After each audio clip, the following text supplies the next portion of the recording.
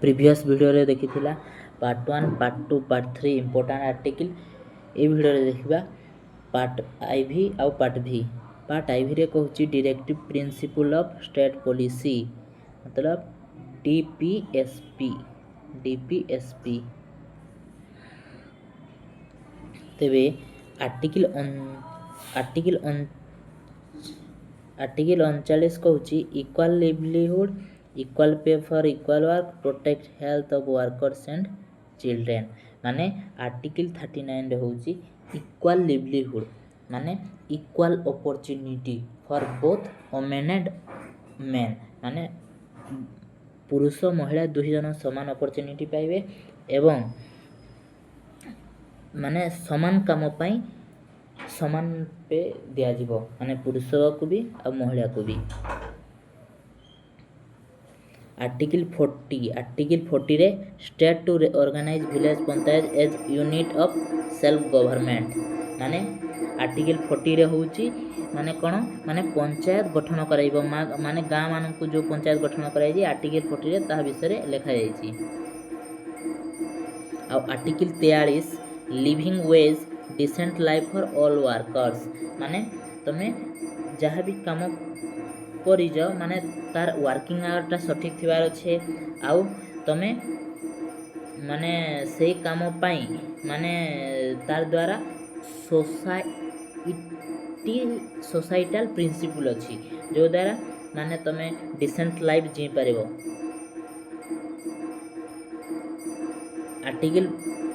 Article 43 workers participation in management of industry माने गोटे industry रे माने वर्कर मानकर इनपुट दरकार माने समाने मैनेजमेंट करि पारबे मानकर गोटे इंडस्ट्री रे अच्छे से छोटिया इंडस्ट्री ताहा किछि दिन पर आगु बढ़ला एवं सेने जेन नुआ पुणी वर्कर अनागला जो पुराना वर्कर हेले तांकु मैनेजमेंट हिसाब रे रखा जाय पारिबो।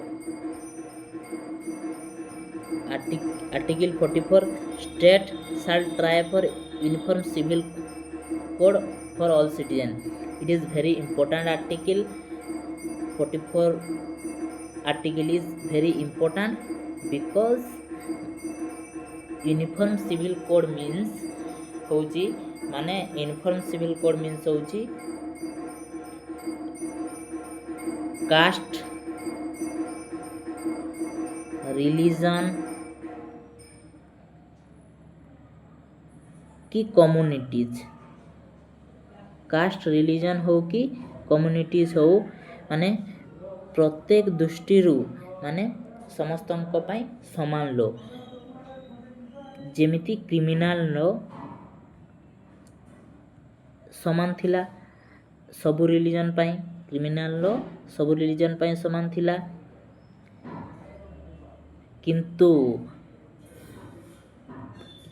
पर्सनल लो डिफरेंट थिला जो थरे कि मैरिज मध्य जाउची मैरिज पर्सनल लो डिफरेंट थिला तेणु ए पर्सनल लो मध्य यूनिफॉर्म सिविल कोड अनुଯାयी सेम हो गला पर्सनल लो मध्य यूनिफॉर्म सिविल कोड आर्टिकल अनुଯାयी सेम हो गला जो थरे कि माने विवाह आइदर हिंदू हो बुद्धिस्ट हो कि ख्रिस्टियन हो तांकर माने रिचुअलटा समान रहबा। Article 45 early childhood care and education for children below 6 years माने 6 वर्ष रु तळको होथिले एज माने एजुकेशनटा निहाती दरकार। आर्टिकल 45 रे article 46 promote educational economic interest of SC ST and weaker section। Article 48A protect environment forest and wildlife। Article 50 separate judiciary from executive। आउ part ivy ए रे रहला फंडामेंटल ड्यूटीज जो थरे कि 11टा ड्यूटीज अछि माने कौन माने फ्लैग को सम्मान देवा कन्स्टिट्यूशन सब कथा मानिबा माने 6 ରୁ 14 वर्ष छात्र मानकु पितामाता प्रोवाइड करबा एजुकेशन एमती सब 12टा माने अछि ड्यूटी ए 12टा ड्यूटी मध्ये एग्जाम रे आसी पारे। Part IV union article 52 there shall be a president of India head of the union. Article 52 रे कहा जाइछि माने गुडे इंडिया रे गुडे प्रेसिडेंट रहबा दरकार। आर्टिकल 52 आर्टिकल 53 रे कहा जाइछि executive power of instead vested in president माने आर्टिकल 53 रे माने प्रेसिडेंट रो पावर विषय रे नै कि कहा जाइछि। Article 54 president elected by elected MPs and MLAs माने इलेक्शन ऑफ प्रेसिडेंट माने निर्वाचन केनता की करा जाउची माने प्रेसिडेंट रो सर आर्टिकल 54 रे कहा जाइछि। Article 61 impeachment process to remove president. Impeachment process to remove president माने प्रेसिडेंट को जदि कॉन्स्टिट्यूशन लॉ विरुद्ध रे गले तांको इम्पीचमेंट करा जिवो माने कोन बहिष्कार करा जिवो। Article 63 there shall be a vice president of India माने इंडिया रे गोटे वाइस प्रेसिडेंट मध्ये रहबा दरकार सेटा आर्टिकल 63 रे कहा जाइछि।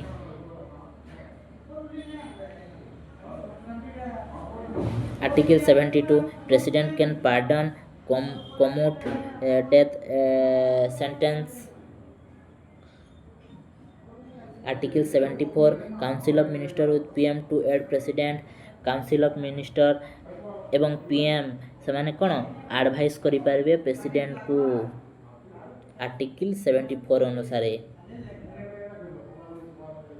Article 76 attorney general chief legal advisor to government माने के सी कंट्रोलर ऑफ ऑडिटर जनरल जे कि CAP को आर्टिकल था आर्टिकल 76। आर्टिकल 76 आर्टिकल 79 पार्लियामेंट कहा को नहीं कि गठित प्रेसिडेंट लोकसभा और राज्यसभा एटा आर्टिकल 79 रे कहा जाइछि। एवं आर्टिकल 79 जो पार्लियामेंट रो हेड होउछंती कि पार्लियामेंट हेड होउछंती स्पीकर। सही परी माने गोटे प्रेसिडेंट होउछंती देशर प्रथम नागरिक। प्रेसिडेंट होउछंती देशर प्रथम नागरिक। आउ चीफ जस्टिस जी से होउछंती सुप्रीम कोर्ट रो हेड। चीफ जस्टिस होउछंती सुप्रीम कोर्ट रो हेड चीफ जस्टिस। और स्पीकर होउछंती माने गोटे पार्लियामेंट रो हेड। चीफ जस्टिस होउछंती सुप्रीम कोर्ट रो हेड। आर्टिकल 110 मनी बिल इटा सब आर्टिकल 210 इन लोकसभा ओनली केवल लोकसभा रे ही करा जाए। Article 112 president lays annual budget before parliament. Annual budget टा article 112। Article 123 president can issue ordinance when parliament not in session. जदि पार्लियामेंट रे कोनोसी माने सदस्य सब जदि माने छुट्टी रे थिबे सेशन नथिबो सेही समय रे माने इश्यू ऑर्डिनेंस करि परिबे के president. Article 123। Article 124 establishment of supreme court establishment करबा पई आर्टिकल 124 रे कहा जाइछि। आ जहार हेड होउचंती चीफ जस्टिस। सुप्रीम कोर्ट रो हेड के chief justice. Article 148 CAG audits account of union and states.